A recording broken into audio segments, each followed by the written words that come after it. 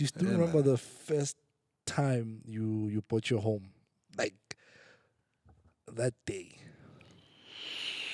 Yo, like in my mind, nah, I'm picturing something. I'm like, yeah, nah, yeah, we'll do this podcast in 10 years' time. That time you'll have 5 houses. Then you ask that question. I'm like, which house?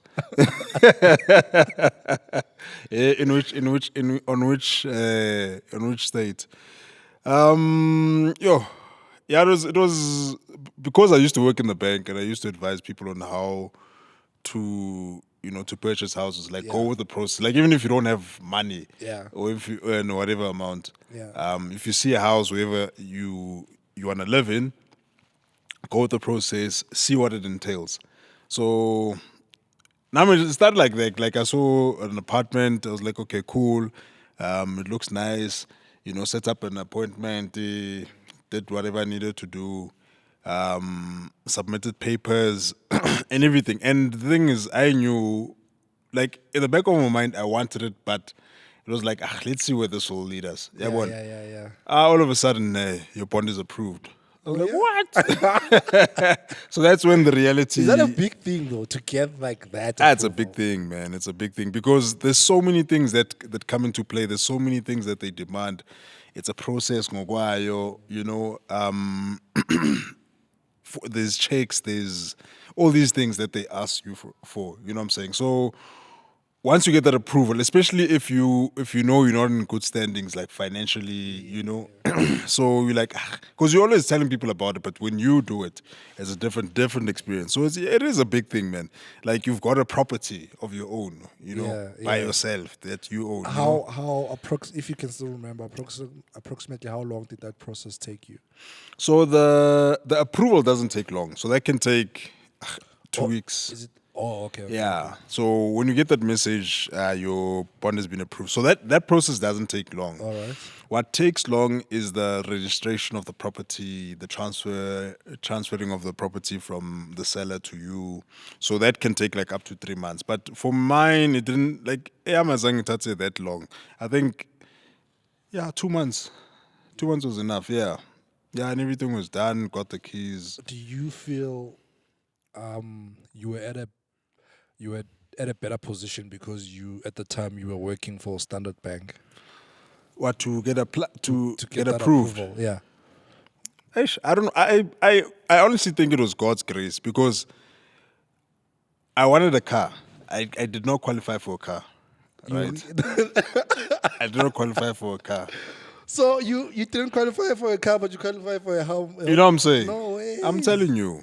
And they're like, nah, you don't qualify, what. But there was a lot of things like old tickets and all that stuff. But with the house, there wasn't any backlogs or hey, let's do this, let's do that. It was just Man, that truly, I feel like that truly was. yeah. 'Cause- So it was a quick process, man. Like Enza say, I knew what I don't apply, I don't qualify for a car, and I don't wanted just a small bakkie, to go around with.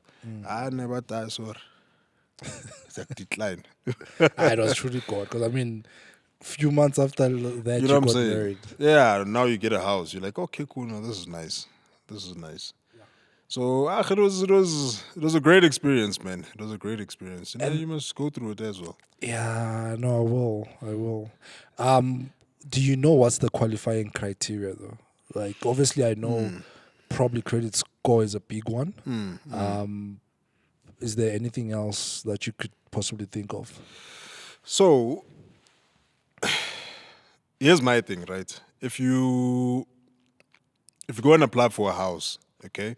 But the nice thing is that like online there's so many websites that offer you that knowledge to say that okay, if you want a 1 million rand, 2 million rand house, you have to earn so much. They give you the transfer costs, they give you all these things. So for me, yes, number one is credit score. You need to fix your name. Like if you know that you are in debt review, if your name is not okay, just pay up your bad debts. The ones that are putting you in bad review. Those calls, Mr.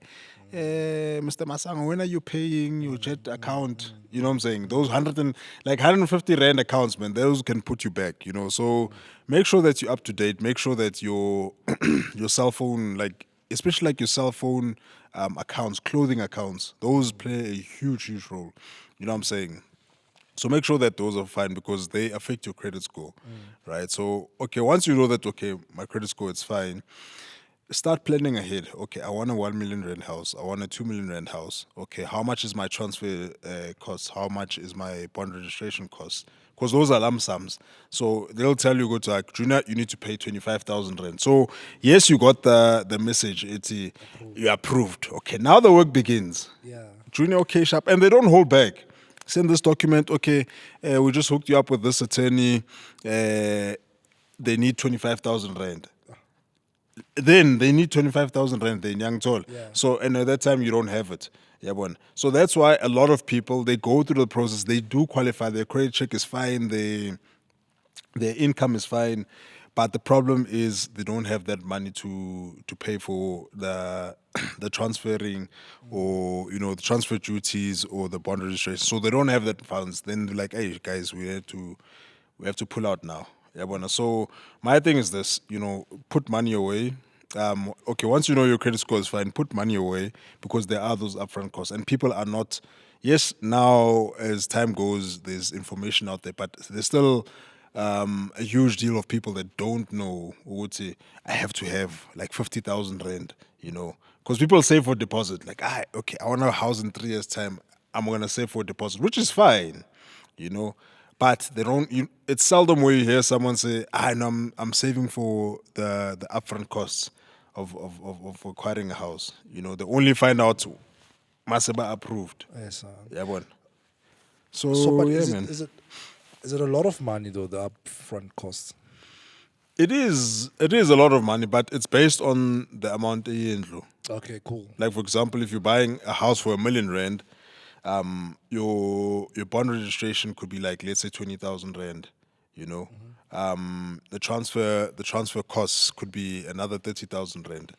You know what I'm saying? So if you're like, I want a 5 million rand house, like be prepared to pay like 80,000 rand for bond registrations and like 100,000 rand. I'm telling you, it's crazy, man. And that's what people don't understand. There's those upfront costs. Yes, Yeah. houses are beautiful and so forth, but put some money away, man. Eish. Put some money away. Otherwise, I was told to I was listening to a radio show, and these guys were saying that in today's economy, Yeah. when you go on a blind date, the first question you ask is, "How is your credit score looking?" Eyes deep now. Steve, now. Eyes deep now. Hello, everybody.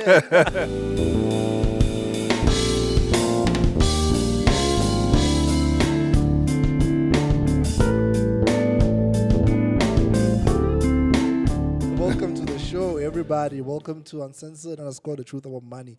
Thank you so much for joining us. We truly appreciate it, for taking your time to watch us or listen to us. We truly appreciate it. So, as you have heard, today we are talking about home loans, a very, very important topic, and we've done we've done an introduction to this topic. I think when we started, that was early 2021. But obviously we had to do it again, just to get more depth and get more meat out of this topic. And I remember there's something that you said when we were doing this in 2021. You said back then, you said that was the perfect time or the right time to buy property. Do you feel that's still the case today? Yeah, no, it's always prime time. Like for me, it was favorable then. Reason why I was saying that is because like the interest rates were Was low. at its all-time lowest, in so many years, and people were buying houses, man. Like you find stats, so many houses have been registered. So many houses have been sold. I remember, yeah. And so it was the ideal time because of the low interest rates. It was easier for people to get approved for home loans. So not that it's not now, but then like if you earned, let's say, 20,000 rand, you get a much better house, or I think it's a much more expensive house than you would in today's times if you're still earning the same amount. So it was easier back then. And you're talking about back in like 2 years back, for you to get a place. As it is now, So, but it's still relevant. Like I still say, hey, go buy property, man. Go buy property. It's a good investment. When did you buy your property, your first property? 20. It was registered 2019.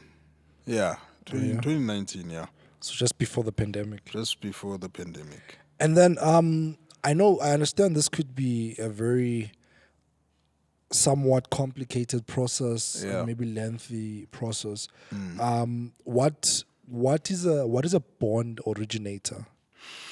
So a bond originator is a person that, like, okay, the word says it all, but a bond originator is a person that goes out there, gets the best rates for you, and tries to get your bond approved. So they are affiliated to like banks, to financial institutes. So they basically cancel the process of you going to Standard Bank, FNB, what, and what, all and submitting all these papers at the same time. Sure. So you just go to this one person and they do the work for you. And then they compare. So whoever they get an approval from, Yeah. they then bring the results to you, and then they say, okay, Junior, this is what we have on the plate, and then you then choose. Okay, sharp. This one I don't want. This one I want. This one I don't want. Yeah, but so they make your life much easier, basically. In acquiring, in getting your bond approved. Yeah. So I've heard this. I've heard this thing where banks do not grant people like 100%. What is it, bond? Yeah. What's the cost of that? Like, what do they look at that could make them to say, okay, cool, we're just gonna give you 80% of the loan, or Okay, it's not because you are black. I always wanted to say that. No, it's not because of that. are you sure though? No, that's on a different podcast. It'll be addressed on a different podcast. But they look at like, as you said, your credit score, right? So they're not out there to decline you. Because obviously they're also making money from it. Definitely. Young understand. So they also want you to qualify for that bond. So they'll look at things like, okay, is Junior's salary fine? Is Junior's credit score fine? Is Junior's spending habits fine? Because they want your bank statements as well. You know what I'm saying? So, but most importantly, they look at your credit score. So if your credit score is not so good, then they can give you 80%, they can give you 60%, they can give you 70%. Then you have to come up with the other remainder. You know what I'm saying? Whether you're gonna finance it or take it as a loan. So yes, they do. Not all the time that they will give you 100%, but sometimes they do give you 80% or 60%. But you can say, hey guys, I only wanted 100%. I don't have the funds for. Because the other thing as well that people don't know is, even if they grant you that 80%, you can still motivate for 100%. Okay. Yeah. So, for example, it wasn't me. There was someone who applied for a home loan, got 80%, and then they were told, no, don't just take it as it is. Just motivate. Say, listen, guys, I really want this place. I do not anticipate that I'm gonna get this 80%, and I've already put money away for a deposit or for the upfront costs. Yeah, So you motivate. You write a letter to the bank, and then they do what they can. So, but now, if they don't, if for example you get approved for like 80%, Yeah. I heard you saying that you can take out a loan for the remaining 20%. You take out a loan with who? The same bank or a different institution? No, it's up to you. Another thing as well. Remember, you are here. It's different credit facilities, right? Yeah. So when you're applying for a bank, it's like, for example, with me and a car, I could not qualify for a car, but I could qualify for a house. Okay. You know what I'm saying? So it's the same thing as well. So if they say, okay, Junior, for this R1 million house, we could only approve you for 80%, which is 800,000. So you have to come up with 200,000. So you can go either maybe to that bank and say, okay, I wanna loan 200,000, or you can go to other financial institutions. So it's wherever you can get the 200,000 rand from, Or a rich uncle. Yeah, or Mashonisa. Mashonisa never. So we spoke about a bond originator. So who pays for the service? Is it the financial institution that they are working with, or is it you? No. So it's on your side, it's free. Okay, So cool. you don't pay for anything, right? Yeah. They're mostly affiliated nama with your estate agents. So you see a house in 4 ways. I want this place. All right, cool. You get an estate agent, speak to the seller. Okay, sharp. Get an OTP. They submit it, and then they submit it to their bond originator. So they tell you, Trina, we're gonna submit your documents and everything to the bond originator, right? So the bond originator, on your side, when now patal next. Okay. There's no upfront cost that you're paying. There's no fees that you're paying. So for them, they get paid when they get the sale. So they're like the salesman of the Okay, bank, cool. of these Yeah, yeah, financial yeah, yeah, yeah, yeah, institutions yeah.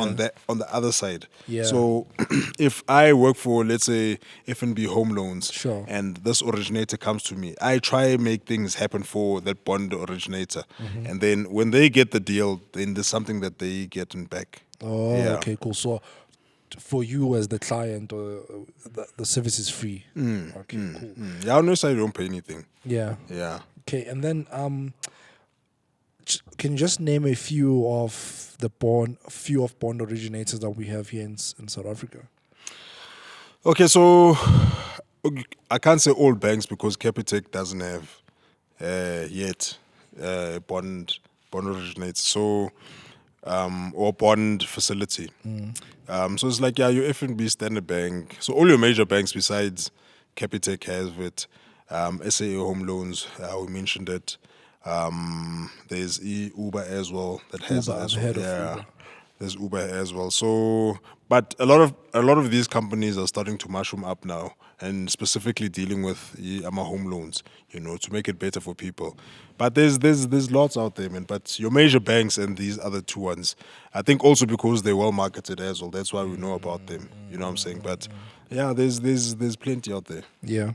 Yeah. And then moving on, what is an access bond? So an access bond is actually nice.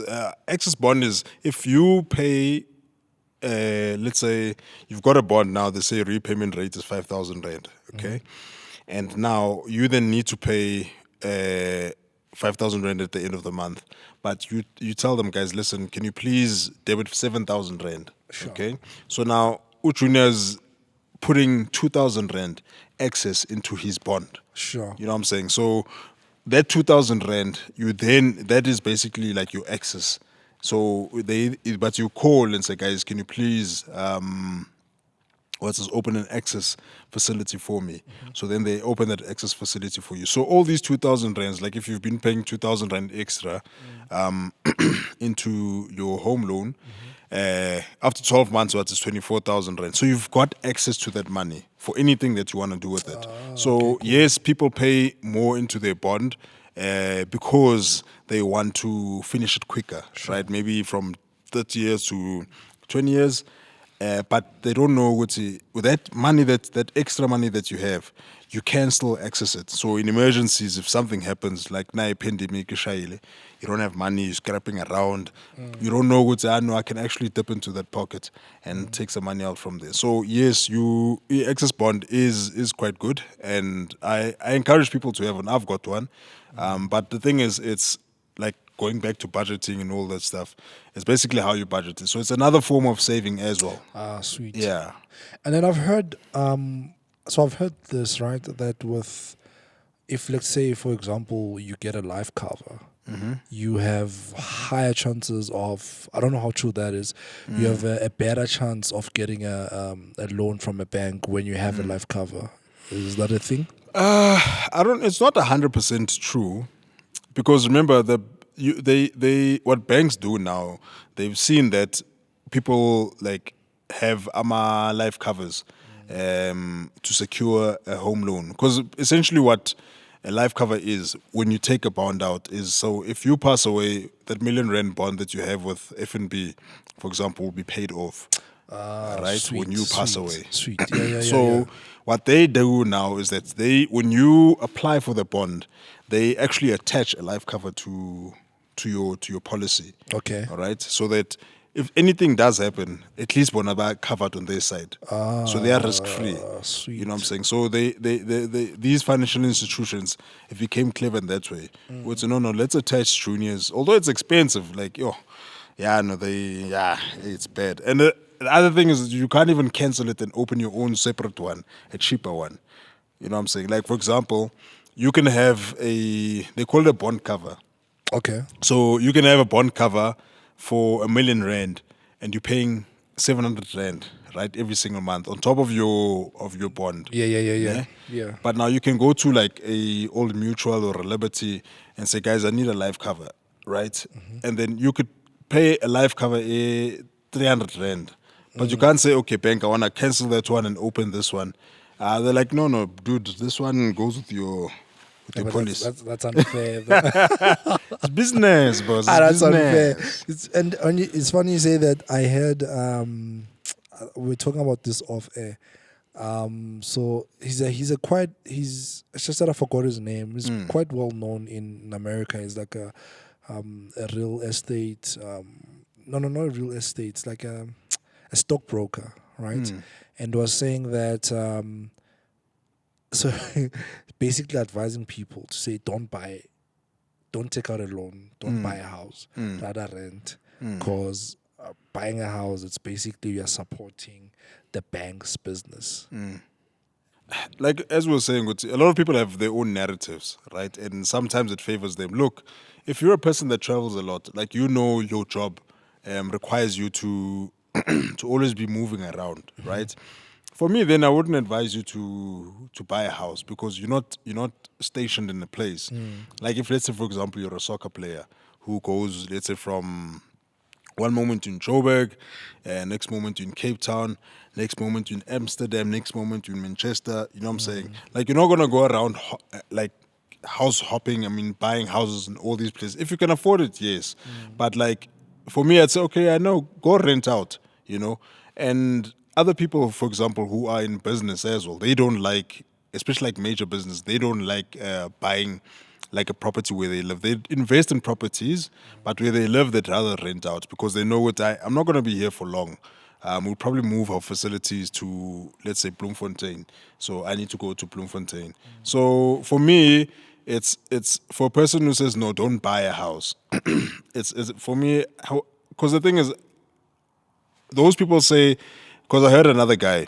So you were saying, if you're going to be paying 20,000 rand for your home loan, why not rent that same house for 10,000 rand and then save the other 10,000 rand? And then after 20 years, that other money you can invest it somewhere else. And I'm like, okay, but it doesn't make sense because your house is always appreciating. Like it's the most steady investment that you can have, right? And even if you pass away, you can leave that house with your kids. No, definitely. You know what I'm saying? Yeah. And then even the taxes on those are less than when you're transferring, let's say, 2 million rand to your children. Yeah, I understand. So there's so many things, so many dynamics. But for me, I still support you, a person buying a house, because even if, like, yeah, something happens, you can always, let's say, move out, rent that house out, move back home, go stay with your moms. You know what I'm saying? And rent that place out, get some income from it. You know. So yeah, man. Like for me, it's buy a house, man. Buy a house, but do your budget be able to afford that house? You know what I'm saying? Yeah. And I guess it's important to also do your research. You know what I'm saying? Because, for example, you can have the narrative or the end goal to say you want to buy property so that you can do business with it, not business, but to rent it out. Yeah. You know what I'm saying? Yeah. And for example, let's say you buy that house in a place where there's literally nothing happening there, and you are struggling now to find tenants. Yeah. You know what I'm saying? Then it just becomes a burden on your side more than anything. So I guess with any other business, your market research is important, you know, to see where's the right place to buy a house and what exactly you want to do and, you know, stuff like that. So as we always say in the show, Vele, do your research. Yeah. With that being said, we're out of time. We still have more to talk about. Definitely. Like what are joint home loans. I think that's quite an interesting one. Yeah. I remember just last year we were talking about property stock fell. And we never got to do that, but Hamza. I blame The you. application. The You see, application. application. The application. We need to apply the things we're talking about. but Say Hamza. talk. Yeah. So with that being said, thank you so much, guys. We truly appreciate it. Don't forget, we are on Instagram, uncensored _ the truth about money. Please do follow us. You can communicate with us. You can send us a direct message. We will be happy to hear from you. We are also on TikTok. That's uncensored _ financial edu. You can also get in touch with us there, and we also have a WhatsApp number. We always put it at the comments below, at the description below, our WhatsApp number. So if you feel like sending us a WhatsApp, if you need more information, or if you would like to suggest a topic, what you think we should talk about, or if maybe you'd like to correct us to say, no, we're just talking nonsense, we'd also very much appreciate to hear from you. And also, we are, just to keep the channel running, we are selling merchandise. For example, this t-shirt, these go for like $250 a t-shirt. It would really be nice for you to support. We also have they call these tote bags. We have these as well. These go for only 100 Rand a bag. So we truly appreciate your support. So with that being said, thank you so much. We appreciate you. Cheers. Tote bag.